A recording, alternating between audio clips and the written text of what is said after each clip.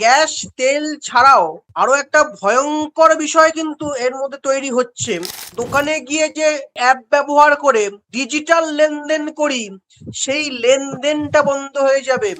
ATM কাউন্টারে গিয়ে ATM card ঢুকিয়ে যে টাকা বার করি, সেই টাকা বার করতে পারবো না। এই পুরো ডিজিটাল সিস্টেমটাকে ইরান বন্ধ করে দিতে পারে। ইরান কতটা এখনো পর্যন্ত মার্কিন স্থাপনাগুলি বা অন্যান্য জায়গায় ইসরায়েলে কতটা ক্ষয়ক্ষতি করতে পারলো? লেবাননের সীমান্ত থেকে হিজবুল্লাহ রকেট হামলা শুরু করেছে, তার মানে কি ধরে নিতে পারি যে তারাও এই যুদ্ধের মধ্যে জড়িয়ে গেল? কে ছিলেন খামেনি? এরা জীবন্ত ইসলামিক দেশের জীবন্ত কিংবদন্তি। হামাস, হিজবুল্লাহ, হুথির মতন বিদ্রোহীদের প্রক্সি গোষ্ঠীর অভিভাবক। ইরান কি একটা থ্রেট হয়ে গেল মার্কিনীদের কাছে? ইরানে যে মার্কিন ঘেঁষা কোন সরকার ক্ষমতায় এলে রাশিয়া আন্তর্জাতিকভাবে আরো বিচ্ছিন্ন হয়ে পড়বে। রাশিয়া এবং চীন ইরানকে সব রকম সাহায্য করতে প্রস্তুত। আমেরিকা এবং ইসরায়েলের উপর যেভাবে ইরান হামলা চালিয়েছে, ড্রোন হামলা, তাতে ইরানের ক্ষমতা বোধহয় এখনো অনেকটাই দেখা বাকি রয়েছে। এবং ড্রোন দিয়ে অনেক বড় বড় হামলা ইরান চালিয়েছে সাম্প্রতিক গত 7-8 দিনে আমরা দেখতে পেরেছি। আমেরিকার র্যাডারকে নাকানি চুবানি খাইয়ে দেওয়ার মতন ক্ষমতা ইরানের ড্রোন শক্তির রয়েছে। নমস্কার, প্রথম কলকাতার প্রাসঙ্গিক প্রসঙ্গে আমি হাজির হয়ে গেছি। আমি পরমাশিস ঘোষরায়, আপনারা সকলেই জানেন। এবং আমার সঙ্গে আজকের আমাদের অতিথি রয়েছেন কলকাতার সিনিয়র সাংবাদিক শীর্ষেন্দু চক্রবর্তী। আমরা কি নিয়ে আজকে আলোচনা করব? আমরা সকলেই জানি এই মুহূর্তে আমাদের আলোচনার বিষয় আমাদের মধ্যে যে আতঙ্ক, যে ভয়াবহতা আমাদের মনে বাসা বাঁধছে, তারই সেই দৃশ্য, সেই প্রেক্ষাপট আমরা একটু পর্যালোচনা করব। ইসরায়েল, ইরান, যুক্তরাষ্ট্রের এই মধ্যপ্রাচ্যের যুদ্ধ। সবাই বলছে আমি ওকে নামিয়ে দিয়েছি, ধ্বংস করে দিয়েছি। মার্কিন বলছে, মার্কিন সরকার বলছে, ইসরায়েল বলছে। অন্যদিকে ইরান কি বলছে? এই ভয়াবহতা কি শুধুই ইরান, ইসরায়েল আর মার্কিনীদের মধ্যে সীমাবদ্ধ থাকছে, নাকি এটা শুধু আঞ্চলিক যুদ্ধ থাকছে? কোন দিকে যাচ্ছে যুদ্ধের ভয়াবহতা? যুদ্ধ কিন্তু ইতিমধ্যেই 9 দিন পার করেছে। যুদ্ধ এখন আঞ্চলিক সংঘাতে পরিণত হচ্ছে। সংঘাত এখন শুধু ইরান বনাম ইসরায়েল নয়। এই সংঘাত কোন দিকে যাচ্ছে? শীর্ষেন্দু, কি বলবেন, কোন দিকে যাচ্ছে এই ভয়াবহতা? দেখুন, একটা বিষয় আলোচনার শুরুতে প্রথমেই বলতে হয় যে ইরান ইসরায়েল যুদ্ধে সব থেকে বড় সমস্যা বা সব থেকে বড় কারণ বা সব থেকে বড় দিক নির্দেশ হয়ে গিয়েছে ইরানের ধর্মগুরু খামেনেইর মৃত্যু। এই মৃত্যুর পরবর্তী সময় হয়তো আমেরিকা একটুখানি উচ্ছ্বাস দেখিয়েছে, কিন্তু যেভাবে যুদ্ধ এগোচ্ছে আস্তে আস্তে গোটা ইউরোপ এই যুদ্ধে জড়িয়ে পড়ছে। এর কয়টা কারণ আছে, আমরা নিশ্চয়ই আসবো সেদিকে। এই ইউরোপ জড়িয়ে পড়া এবং পাশাপাশি উপমহাদেশের বিভিন্ন দেশে জড়িয়ে পড়া, তেল গ্যাস আমদানি রপ্তানি বাণিজ্যের ওপর বিপুল সংকট, সাইবার সমস্যা তৈরি হওয়া, একটা সামগ্রিকভাবে গোটা বিশ্ব যেন আস্তে আস্তে জড়িয়ে পড়ছে আজকে যুদ্ধের 9ম দিন। একটা সংকটের মরণ কামড় যেন আস্তে আস্তে বিশ্বের ওপর তৈরি হচ্ছে। সে খাদ্য হোক, পেট্রোপণ্য হোক, জ্বালানি হোক, গ্যাস হোক, সর্বক্ষেত্রে একটা বিপুল সংকটের দিকে গোটা বিশ্ব এগিয়ে চলেছে। এটা বোধহয় এক কথায় বলা যায় যে যুদ্ধের 9ম দিনে গোটা বিশ্ব ভয়ঙ্কর সংকটের মুখোমুখি হতে চলেছে বা হয়ে গিয়েছে। একটি বিষয় তোমার কাছে জানতে চাইবো, যদি এটা নিয়ে একটু আমাদের দর্শকদের আলোকপাত করো, যে যুক্তরাষ্ট্র ইসরায়েলের যৌথ হামলা কি এখনো পর্যন্ত ভয়াবহতার সঙ্গে কি অব্যাহত থাকছে? না, দেখুন, এই যুদ্ধটা কেবল জল স্থল আকাশের মধ্যে সীমাবদ্ধ নেই, দুটো দেশের মধ্যে বা 3টে দেশের মধ্যে সীমাবদ্ধ নেই। বিশ্ব জুড়ে এই যুদ্ধ ছড়িয়ে পড়েছে, মানে সীমাবদ্ধ থাকার কোনো জায়গা নেই। তার কারণ যদি আমি পরপর বিশ্লেষণ করতে যাই, বিশ্ব জুড়ে যে ব্যাংকিং সিস্টেম, পাওয়ার গ্রিড, গুরুত্বপূর্ণ সার্ভারগুলির ওপর ইরান হামলা চালানোর একটা ভয়ঙ্কর দিকে এগিয়ে চলেছে। ইরান এবং তার মিত্ররা যদি পশ্চিমী দেশগুলোর ডিজিটাল পরিকাঠামোর ওপর আঘাত করে, নিঃসন্দেহে একটা বিধ্বংসী পরিস্থিতি তৈরি হবে, যা বিশ্বের অর্থনীতিকে ধ্বংস করে দেবে, অচল করে দেবে। আধুনিক বিশ্বে যখন আর্থিক লেনদেন একটা বড় জায়গা, বড় গুরুত্বপূর্ণ ভূমিকা পালন করে, সেই জায়গায় এই আর্থিক লেনদেনের উপর এক অদৃশ্য লড়াই কিন্তু আস্তে আস্তে ইরান চলে যেতে চলেছে। এই জায়গাটা আমরা এখনো হয়তো গ্যাস, পেট্রোলিয়াম, তেল এইসবের উপর রয়েছি, কিন্তু এই আর্থিক লেনদেন বিষয়টা জড়িয়ে পড়ছে আস্তে আস্তে। এই অদৃশ্য হামলা আর আঞ্চলিক যুদ্ধ নয়, এটা বিশ্ব অর্থনীতির একটা ভয়ঙ্কর পরিস্থিতির দিকে এগোচ্ছে। না, ইসরায়েল দাবি করেছে যে তারা নাকি ইরানের 3,000-এর বেশি সামরিক লক্ষ্যবস্তুতে আঘাত আনতে পেরেছে। সেই জায়গা থেকে ইরান কতটা এখনো পর্যন্ত মার্কিন স্থাপনাগুলি বা অন্যান্য জায়গায় ইসরায়েলে কতটা ক্ষয়ক্ষতি করতে পারলো, এরকম কোনো তথ্য কি তোমার কাছে আছে, বা এটা নিয়ে যদি একটু আমরা আলোকপাত করি? দেখুন, ইরান বা ইসরায়েল এবং আমেরিকা তারা যেখানে হামলা চালিয়েছে, প্রত্যেকেই বলছে তারা কোনো জায়গায় মানে ইরান বলছে ইসরায়েল এবং আমেরিকান বিভিন্ন ঘাঁটির ওপর হামলা চালিয়েছে, ইসরায়েল বা আমেরিকা বলছে তারা ইরানের বিভিন্ন জায়গায় ঘাঁটি হামলা চালিয়েছে। যদি একটু লক্ষ্য করে দেখতে পারি যে ইসরায়েল দাবি করেছে 3,000-এর বেশি সামরিক লক্ষ্যবস্তুতে হামলা চালিয়েছে, ইরানের মিসাইল হামলা করেছে, সামরিক কমান্ডো সেন্টারে হামলা করেছে, বিমান প্রতিরক্ষা ব্যবস্থাকে নাকি গুড়িয়ে দিয়েছে। একই রকম ভাবে ইরানও দাবি করেছে তাদের ড্রোন এবং ব্যালিস্টিক মিসাইল দিয়ে তারা ইসরায়েলের সামরিক ঘাঁটি, উপসাগরীয় অঞ্চল, মার্কিন বিভিন্ন ঘাঁটিতে হামলা চালিয়েছে, এয়ার বেসে হামলা চালিয়েছে। এগুলো তো ঘটেছে, একে অপরের বিভিন্ন জায়গায় হামলা চালিয়েছে। কিন্তু এই যে হামলার সব থেকে বড় মানে এই সামরিক প্রতিরক্ষা ব্যবস্থার হামলা চালানোর পরে সব থেকে ভয়ঙ্কর পরিস্থিতি তৈরি করে দিয়েছে, হরমুজ প্রণালীতে নিজেদের দখলে প্রায় ইরান নিয়ে দিয়ে চলেছে। এই জায়গাটা বোধহয় সবথেকে বেশি কারণ হয়ে যাচ্ছে গোটা বিশ্বের ক্ষেত্রে। এখানে তেল, এখানে জ্বালানি, এখানে পেট্রোলিয়াম সবকিছু আটকে যাচ্ছে। এর সঙ্গে তো আপনার সাইবার বিষয়টা রয়েছে। হিজবুল্লাহ নাকি এর মধ্যে তারা নতুন ফ্রন্ট খুলেছে, এবং শোনা যাচ্ছে যে লেবাননের সীমান্ত থেকে হিজবুল্লাহ রকেট হামলা শুরু করেছে। তার মানে কি ধরে নিতে পারি যে তারাও এই যুদ্ধের মধ্যে জড়িয়ে গেল? দেখুন, এই বিষয়গুলো যদি আমরা এইখান থেকে না দিয়ে একটু পিছনে ফিরে আসি, সেই খামেনেইর মৃত্যু থেকে যদি শুরু করি। কে ছিলেন খামেনেই? খামেনেই কিন্তু প্রায় মানে একটা সংস্কারপন্থী নেতা ছিলেন, যার মানে ইরানের সর্বোচ্চ নেতার হাতে ক্ষমতাটা ছিল খামেনেই, যে 1989 থেকে যিনি ইরানের প্রধান। ইরানের সেনাবাহিনী, বিচার বিভাগ, আইন বিভাগ, পররাষ্ট্র বিভাগ সব গুরুত্বপূর্ণ সিদ্ধান্তগুলি কিন্তু তার নেতৃত্বেই হয়ে এসছে। মধ্যপ্রাচ্য গত 4 দশকের যে ইসলামিক রেভলিউশন, যার প্রধান স্তম্ভ ছিলেন কিন্তু এই খামেনি, তারকে সামনে রেখেই এগিয়েছিল। বর্তমান যিনি ক্ষমতাশালী, তাকে দায়িত্ব দেওয়া হচ্ছে বা তিনি আসছেন, সেই সংস্কারপন্থী নেতা মাসুদ পেজেকসিয়ান, তিনিও কিন্তু এই নেপথ্যে ক্ষমতার উৎস রয়েছেন, সেই রেভলিউশনারি গার্ড, যারা সর্বোচ্চ সেই খামেনেইর হাতে বা খামেনেইকেই তাদের প্রধান বলে, সর্বোচ্চ প্রধান বলেই মনে করেছিলেন। একটা জীবন্ত ইসলামিক দেশের জীবন্ত কিংবদন্তি। এই 28শে ফেব্রুয়ারি 2026 সেই খামেনেইর মৃত্যু হয়। ইরান বিভিন্ন সংবাদ মাধ্যমে দেখেছে একটা জাতীয় শোক দিবস তারা পালন করেছে, রাষ্ট্রীয় শোক ঘোষণা করেছে। অর্থাৎ বিদেশি শক্তিগুলি যে আধিপত্য চেয়ে তিনি মৃত্যুকে বেছে নিয়েছেন সম্মানজনক ভাবে। অর্থাৎ খামেনেই কিন্তু আরো মহান হয়ে গেছে। এই যে খামেনেই মহান হয়ে যাওয়া, এর সঙ্গে কিন্তু কয়েকটা বিষয় যুক্ত বা কয়েকটা বিষয় সামনে চলে আসে। কি? খামেনেই ছিলেন হামাস, হিজবুল্লাহ, হুথির মতন বিদ্রোহীদের প্রক্সি গোষ্ঠীর অভিভাবক। এই যে তার অনুপস্থিতিতে এই নেটওয়ার্ককে কিন্তু আর সামলানো সম্ভব নয়। তারা সাময়িকভাবে নেতৃত্বহীনে ভুগছে। এই নেতৃত্বহীনতা যদি ইসলামিক বা ইসরায়েলের উপরে শূন্যতা তৈরি করে, ইসরায়েলের উপর হামলা নিজেদের মতন হামলা করার সুবর্ণ সুযোগ, এখন কেউ কারোর নেতৃত্বে তারা যাচ্ছেন না। এই জায়গাটা আস্তে আস্তে ইরানের ভয়ঙ্কর দিকে, এতদিন খামেনেই নেতৃত্ব ছিল, যে খামেনেইর কথা তারা শুনতেন, তিনি নেই। অর্থাৎ তারা তাদের স্বার্থ সিদ্ধির জন্য এখন যে কোনো ভাবে যে কোনো দিকে এগোতে পারে। ফলে স্বাভাবিকভাবেই এই যে আপনি যারা নামগুলো বলছেন, এই সংগঠনগুলো হিজবুল্লাহ, হামাস, হুথির মতন সংগঠন, এরা খুব সহজেই যুদ্ধে জড়িয়ে পড়ে আরো ভয়ঙ্কর দিকে যুদ্ধকে এগিয়ে নিয়ে যেতে চলেছে।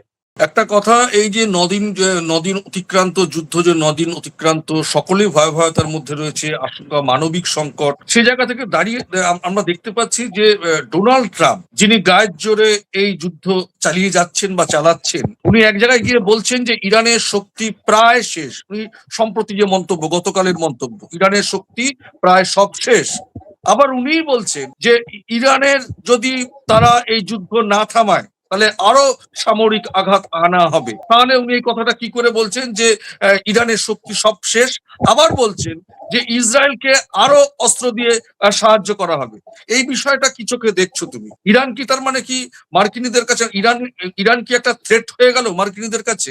দেখুন, ইরান এমনই একটা দেশ যার উপরে বিশ্বের, আর যদি প্রধান তিনটি শক্তিশালী দেশকে আমরা ধরি, আমেরিকা, রাশিয়া এবং চীন, প্রধান তিন শক্তিকে যদি ধরি, আমেরিকা বাদ দিয়ে রাশিয়া এবং চীন কিন্তু সবসময় ইরানের উপর নির্ভরশীল এবং ইরানকে তারা মদদ দিয়ে তোষামত করে চলতে বাধ্য। কেন? মানে এশিয়ার ভূ রাজনৈতিক বিষয়টাই অন্যতম কৌশল ঘাঁটি হচ্ছে রাশিয়া এবং চীনের ক্ষেত্রে হচ্ছে ইরান। প্রথম আমরা দেখেছি ইরান এবং ইউক্রেন যুদ্ধের সময় ইরান কিন্তু ছিল রাশিয়ার অন্যতম অস্ত্র সরবরাহকারী, অর্থাৎ ইরান প্রথম থেকে রাশিয়াকে অস্ত্র সরবরাহ করে গিয়েছে আমেরিকার রক্তচক্ষু উপেক্ষা করে। সেই যে রাশিয়াকে ইরান সমর্থন দিয়েছে, এখন তাদের সমর্থন পাওয়ার সময়, যখন আমেরিকা এবং ইসরায়েল যৌথভাবে ইরানের ওপর হামলা চালাচ্ছে, তখন ইরানের সেই সুবিধা পাওয়ার, রাশিয়ার কাছ থেকে তার বন্ধুত্বের পাওয়ার সময় এক। দুই, এই জন্য ইরানে যে মার্কিন ঘেঁষা কোন সরকার ক্ষমতায় এলে রাশিয়া আন্তর্জাতিকভাবে আরো বিচ্ছিন্ন হয়ে পড়বে। অন্যদিকে যেটা আরো বড় কথা, চীনের বিশাল অর্থনীতি, যেটা আমরা আগেও বারবার বলেছি, অর্থনীতির অন্যতম প্রধান কাণ্ডারি হচ্ছে ইরান। জ্বালানি আসে ইরান থেকে।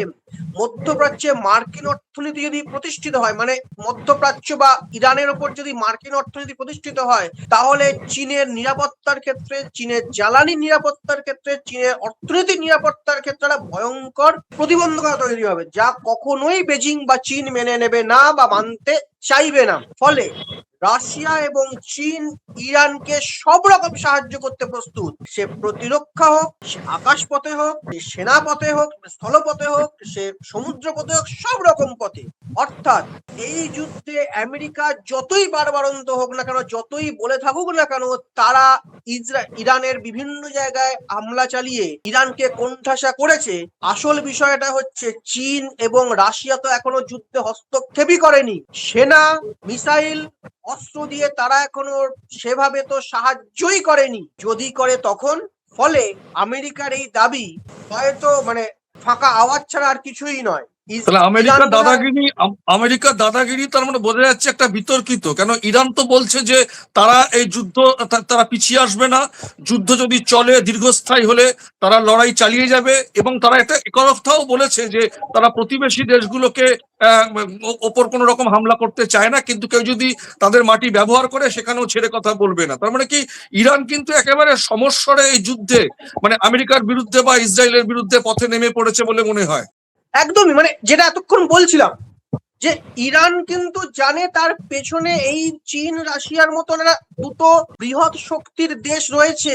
এই যে পেছন থেকে এত বড় সমর্থন, এটা বোধহয় সামনে থেকে হয়তো ট্রাম্প বুঝতে পারছেন দাদা, ট্রাম্প বুঝতে পারছেন, কিন্তু বুঝেও তার সেই ওই পাগলা রাজার কৃত্রিতা তো চলবেই।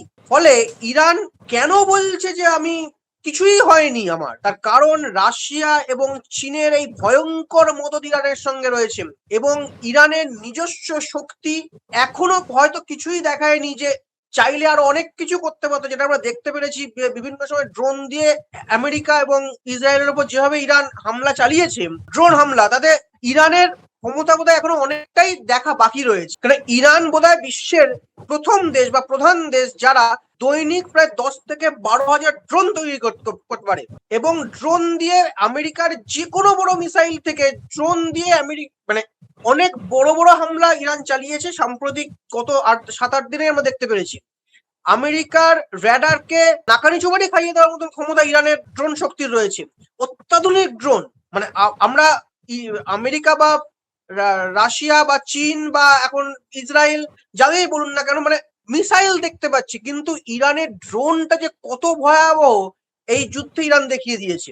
তার মানে দেখা যাচ্ছে যে প্রযুক্তি এবং আকাশ যুদ্ধে কিন্তু এখনো পর্যন্ত এগিয়ে রয়েছে মার্কিন ইসরায়েলি জোট, কিন্তু যুদ্ধের যে রণকৌশল, সেই রণকৌশলে কিন্তু অনেকটাই পথ অতিক্রম করেছে ইরান। সবশেষে বলি যে আজকের এই যুদ্ধ, এই মধ্যপ্রাচ্যের যে যুদ্ধ চলছে, সেই যুদ্ধে কিন্তু ভারতের কাছে একটা অশনি সংকেত, সেটা হচ্ছে পেট্রোলিয়াম জাত পণ্য আমাদের কাছে এখনো পর্যন্ত যে দ্রব্য আছে সেটা বোধহয় ম্যাক্সিমাম 70 থেকে 72 দিন চলতে পারে। সেই জায়গায় আমরাও শঙ্কিত। ইতিমধ্যে আমাদের গ্যাসের দাম গতকাল প্রায় 60 টাকা বেড়ে গেছে, কিন্তু এই টাকা পকেটে টান পড়ছে মানুষের। ভারতের যে পেট্রোলিয়াম যত বলা হচ্ছে, কিন্তু বেসিক জায়গাটা কিন্তু এই যে যুদ্ধের আজ কিন্তু ভারতের মাটিতেও এসে পড়তে শুরু করেছে। এবং আমরা গতকালও দেখেছি যে বাংলাদেশেও কিন্তু, যে আমরা বিভিন্ন গণমাধ্যমে দেখেছি যে পেট্রোল পাম্পে যে বাইক আরোহীরা 2 চাকা বা 4 চাকা তারা যে লাইনে দাঁড়িয়ে রয়েছে, দীর্ঘ লাইন, কিন্তু এই মধ্যপ্রাচ্যের যুদ্ধ শেষ পর্যন্ত কোথায় গিয়ে দাঁড়াবে, সেটা যে কতটা সংঘাত তৈরি করবে, কতটা ঝুঁকিপূর্ণ করে তুলবে, সেটাই কিন্তু আমরা প্রত্যেকেই, গোটা বিশ্বের সমস্ত সচেতন নাগরিকরা শঙ্কিত, আতঙ্কিত, এবং কিন্তু আমাদের পকেটেও টান পড়তে শুরু করেছে। আমি এর সঙ্গে আরেকটা কথা আপনাকে যোগ করতে চাই। আপনি যেটা মানে গ্যাস, তেল এবং পেট্রোলিয়ামের বিষয়ে বলছিলেন, এটাও বোধহয় আমাদের দর্শকদের আরেকবার মনে করিয়ে দেওয়া উচিত। দেখুন, গ্যাস তেল ছাড়াও আরো একটা ভয়ঙ্কর বিষয় কিন্তু এর মধ্যে তৈরি হচ্ছে। হয়তো অন্যান্য আন্তর্জাতিক মিডিয়া এখনো সেই বিষয়টা আঁচ করতে পারছে না বা চাইছে না। সেটা হচ্ছে জল, স্থল, আকাশ ছাড়াও ব্যাংকিং, সাইবার সিস্টেম, মানে পাওয়ার গ্রিড, গুরুত্বপূর্ণ ব্যাংকিং সিস্টেমের উপর হামলা চালানোর ইরানের যে একটা ভয়ঙ্কর তথ্য প্রযুক্তি সংস্থার এই একটা নিঃশব্দ আঘাতে করার ক্ষমতা রয়েছে। এইটা যদি কোনোভাবে ইরান করে দেয়, তাহলে গোটা বিশ্বের অর্থনীতি, ডিজিটাল অর্থনীতি, যেটা এখন গোটা বিশ্ব দাঁড়িয়ে রয়েছে, সেইটা বাধাপ্রাপ্ত হয়ে যাবে। অর্থাৎ আপনি আমি আর দোকানে গিয়ে যে অ্যাপ ব্যবহার করে ডিজিটাল লেনদেন করি, সেই লেনদেনটা বন্ধ হয়ে যাবে। এটিএম কাউন্টারে গিয়ে এটিএম কার্ড ঢুকিয়ে যে টাকা বার করি, সেই টাকা বার করতে পারবো না। এই পুরো ডিজিটাল সিস্টেমটাকে ইরান বন্ধ করে দিতে পারে যদি এইভাবে ডিজিটাল ব্যবস্থার উপর হস্তক্ষেপ করে। গ্যাস, তেল, পেট্রোলিয়াম, জ্বালানি, এগুলো তো রয়েছে, হরমুজ প্রণালী বন্ধ, দাম বৃদ্ধি, এগুলো রয়েছে। আপনি আমার টাকা ব্যবহার পর্যন্ত বন্ধ করে দিতে পারে এইভাবে ইরান যদি এগিয়ে চলে। অর্থাৎ একটা ভয়ঙ্কর পরিস্থিতি যেদিকে আমরা যুদ্ধের নবম দিন দেখতে পাচ্ছি। তাহলে আমরা ধরে নিতে পারি যে বিশ্বের যে দাদাগিরি, গোটা বিশ্বের যে দাদাগিরি, ডোনাল্ড ট্রাম্প, সেই ডোনাল্ড ট্রাম্পের এই গায়ের জোয়ারি, এই যে মানসিকতা, এই যে অমানবিক আচরণ, সেই জায়গায় কিন্তু ইরান কিন্তু সজোরে, এক কথায় বলা যায়, থাপ্পড় মারছে। এবং আমাদের জীবন কিন্তু মধ্যপ্রাচ্যের এই যুদ্ধের ফলে কিন্তু আমাদের মানবিক জীবন, বাস্তবিক জীবন কিন্তু থেমে যাওয়ার পথে। তাই আসুন এই যুদ্ধের বিরুদ্ধে সোচ্চার হন, বিশ্ব শান্তির পক্ষে প্রথম কলকাতা যেমন সবসময় ছিল, আছে, থাকবে। এবং অধিকারের প্রশ্নে, এই যে কোনো দাদাগিরির প্রশ্নে ইরান যে সমস্বরে, সজোরে এই যুদ্ধের মোকাবিলা করছে, তাকে কিন্তু স্যালুট। কিন্তু যুদ্ধকে আমরা সমর্থন করি না, কেননা মানবিক মৃত্যু হচ্ছে, শিশুদের প্রাণ যাচ্ছে, আর্থিক সংকট, জ্বালানি সংকট। তুমি যেটা বলছো যে ডিজিটালি অ্যাটাক যদি ইরান করে বসে, তাহলে কিন্তু আমরা পুরো আমাদের জীবন থেমে যেতে পারে। তো এই জীবন না থামিয়ে আমরা সমস্বরে এই যুদ্ধের বিরুদ্ধে কথা বলি, আওয়াজ তুলি শান্তির পক্ষে। আজ এ পর্যন্তই। সকলে সুস্থ থাকুন, ভালো থাকুন এবং নিরাপদে থাকুন। নমস্কার।